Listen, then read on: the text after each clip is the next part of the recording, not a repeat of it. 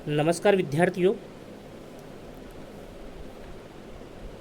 आज हम lesson number 5 जो है उसमें एशियाई प्रवास के बारे में पढ़ेंगे। लास्ट क्लास में हमने यूरोपीय प्रवास के बारे में जानकारी प्राप्त की थी।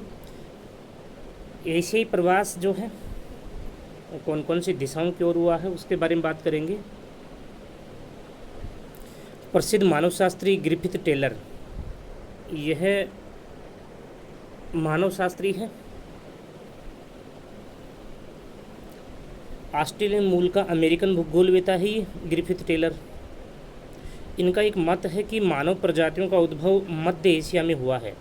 इनका क्या मानना है कि जो मानव प्रजातियां हैं उनका जो प्रादुर्भाव हुआ है, सबसे पहले मानव प्रजातियों की जो उत्पत्ति हुई है वो मध्य एशिया में हुई है। और मध्य एशिया के कौन से भाग में हुई है? मध्य एशिया, जब आप एशिया का जो मानचित्र देखेंगे तो आपको वहाँ पे कैस्पियन सागर और अरल सागर दिखाई देगा, है ना। कैस्पियन सागर और अरल सागर, हालांकि ये सागर के रूप में डिफाइन किए जाते हैं, लेकिन वर्तमान समय में इनका जो क्षेत्रफल है वो धीरे धीरे घटता जा रहा है और ये मतलब सागर न होकर के झील के रूप में परिवर्तित हो रहे हैं। ठीक है, झील के रूप में परिवर्तित हो रहे हैं। और पूरी तरह से ये दोनों जो सागर हैं वो लैंड लॉक्ड हैं, मतलब स्थल आबद्ध कह सकते हैं, स्थल रुद्ध कह सकते हैं, है ना। मतलब चारों तरफ से स्थल से घिरे हुए हैं ये, है ना। तो जब भी कोई भाग किसी दूसरी अन्य जलराशि या महासागरीय जलराशि या सागर के जल से नहीं जुड़ा हुआ होता है डायरेक्ट, तो उसे हम झील के रूप में ही कंसिडर करते हैं। जबकि ये दोनों ही जुड़े हुए नहीं हैं। जैसे भूमध्य सागर इनके पास में है, लेकिन ये भूमध्य सागर से जुड़े हुए नहीं हैं, इसलिए इनको झील के रूप में ही कंसिडर करेंगे। ठीक है, वैसे सागर जरूर आपको वहाँ पे सागर लिखा हुआ मिलेगा, सागर ही कहते हैं, लेकिन ये सागर न होकर के एक झील के रूप में है और लगातार इनका क्षेत्रफल घट रहा है। तो ग्रिफिथ टेलर महोदय का क्या मानना है कि जो मध्य एशिया है उसमें कैस्पियन सागर और अरल सागर का जो मध्यवर्ती भाग है, इन दोनों सागरों का जो बीच का जो क्षेत्र है उसमें ही सबसे पहले मानव की उत्पत्ति हुई है। तथा जलवायु की दशाओं में, अब और ये ग्रिफिथ टेलर क्या कहते हैं कि जलवायु की दशाओं में प्लीस्टोसीन हिमयुग काल में 11th क्लास में मैंने आपको जो जियोलॉजिकल टाइम स्केल है उसका मैंने अध्ययन करवाया था। और उस जियोलॉजिकल टाइम स्केल भूगर्भिक समय सारणी, जियोलॉजिकल टाइम स्केल का मतलब होता है भूगर्भिक समय सारणी।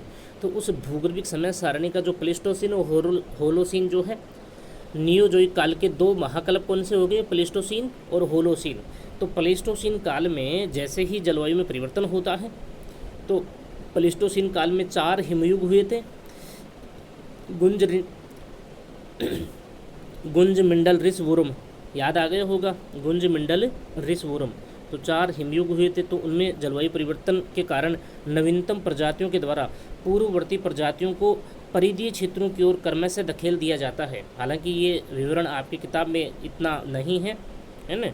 तो जो नई प्रजातियां जलवायु परिवर्तन के कारण उत्पन्न होती हैं, तो पुरानी जो प्रजातियां होती हैं उनको परिधि वाले क्षेत्रों की ओर, परिधि का मतलब होता है जैसे मान लीजिए यहाँ पे कोई प्रजाति उत्पन्न होती है तो नई प्रजाति जलवायु परिवर्तन के कारण इस केंद्रीय भाग में उत्पन्न होगी, तो वो क्या करेगी? अधिक आक्रामक और अधिक शक्तिशाली होती है नवीनतम प्रजाति, तो वो पहले वाली प्रजाति को इस बाहर वाले क्षेत्र की ओर धकेल देती है, इस बाहर वाले क्षेत्र की ओर धकेल देती है। ठीक है, अर्थात मानव शास्त्रियों के अनुसार मानव प्रजातियां मध्य एशिया से विश्व के अन्य क्षेत्रों में प्रवास के रूप में पहुंची हैं।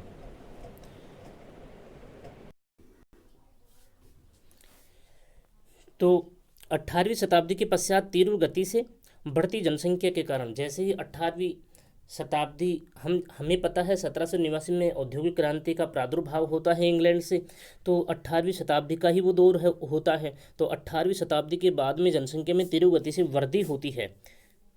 तो वृद्धि के कारण क्या हुआ? भारत, चीन व जापान आदि देशों के लोगों के द्वारा समीपवर्ती क्षेत्रों में प्रवास किया गया। भारत के लोग भी अन्य क्षेत्रों की ओर प्रवास कर गए, चीन के लोग भी, जापान के लोग भी, जनसंख्या की तीव्र गति से वृद्धि के कारण। तथा चीन से बहुत से लोग एशिया महाद्वीप के दक्षिणी पूर्वी देशों में प्रवास के रूप में पहुँचे। और चीन से जो है अधिकांश लोग कहाँ पे पहुँचे हैं? एशिया महाद्वीप के दक्षिणी पूर्वी देशों के रूप में पहुँचे हैं। अब दक्षिणी पूर्वी एशिया के देश लास्ट क्लास में भी हमने बात की थी, है ना। दक्षिणी पूर्वी एशिया के देश कौन कौन से हैं? आपका जैसे म्यांमार है, उसके पास में ही आपको वियतनाम मिलेगा, कंबोडिया मिलेगा, थाईलैंड मिलेगा, मलेशिया मिलेगा, फिलीपींस वगैरह तो थोड़ा सा इंडोनेशिया द्वीपों के ऊपर है, हिंद एशिया है, मंचूरिया आदि। कोरिया जो है, कोरिया प्रायद्वीप के ऊपर 2 देश स्थित हैं जो 38 डिग्री उत्तरी अक्षांश रेखा के द्वारा दोनों विभाजित होते हैं, काल्पनिक रेखा है, उत्तरी कोरिया और दक्षिणी कोरिया। तथा मंचूरिया जो है चीन का क्षेत्र है। आदि में पहुँचे हैं। जापानी लोगों के द्वारा 1880 से 1900 के मध्य में मुख्य रूप से हवाई द्वीपों, और जापानी लोग कहाँ कहाँ पहुँचे हैं 1880 से 1900 के मध्य में, मतलब 20 वर्षों में ही ये लोग पहुँचे हैं। हवाई द्वीप समूह, हवाई द्वीप समूह जो है आपके प्रशांत महासागर के मध्यवर्ती भाग में एक छोटा सा द्वीप है जिसको पोर्ट ऑफ कॉल के नाम से जाना जाता है। संयुक्त राज्य America, Canada, Brazil, Australia, Manchuria, Korea, Malaysia में पहुँचे हैं। भारतीय क्षेत्र से भी प्राचीन काल में बौद्ध धर्म के लोगों के द्वारा धार्मिक प्रचार प्रसार के उद्देश्य से अनेक देशों में प्रवास किया गया। भारत में बौद्ध धर्म की उत्पत्ति कहाँ हुई थी? भारत में।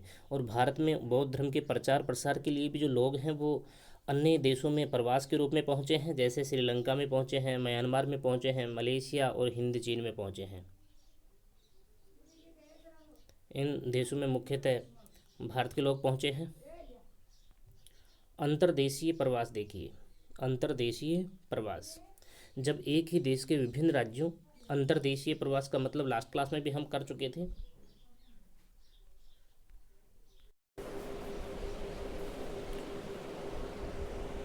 अंतर्देशीय प्रवास देखिए,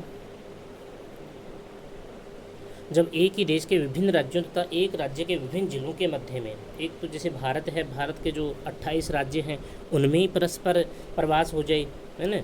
और एक राज्य जैसे राजस्थान है, अब राजस्थान के जो 33 ज़िले हैं उन एक ज़िले से दूसरे ज़िले में प्रवास हो जाए, तो इस प्रकार का जो प्रवास होगा वो क्या कहलाएगा? अंतर्देशीय प्रवास कहलाएगा। उसे ही अंतर्देशीय प्रवास कहते हैं या आंतरिक प्रवास कहते हैं। इसको दूसरा नाम क्या दिया गया है? आंतरिक प्रवास।